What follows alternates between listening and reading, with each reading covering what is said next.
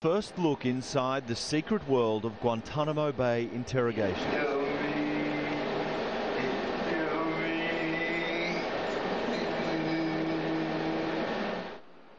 The detainee is just 16 years old, a Canadian citizen called Omar Khadr, who was accused of throwing a grenade that killed a US soldier in Afghanistan in 2002.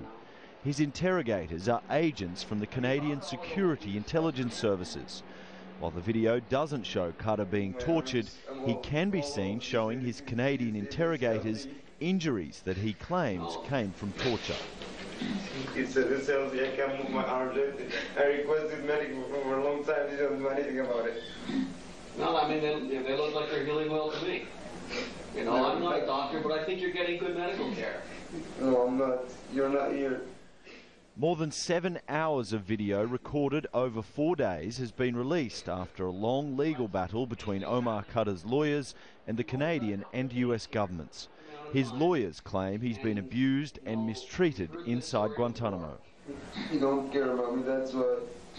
Well, I do care about you, but I want to talk to the honest Omar that I was talking to yesterday. I don't want to talk to this Omar. It wasn't honest. Yes, it was. You see, you're not going to believe me. Well, look me straight in the eyes and tell me that you're being honest. I am being honest. Well, you can't even bear to look at me when you're saying that. Khadr, now aged 21, is set to be tried by a US military tribunal in October. His mother and sister have publicly pleaded his innocence in Canada, but another brother, Abdullah, is in a Toronto jail fighting extradition for conspiring to kill US forces in Afghanistan.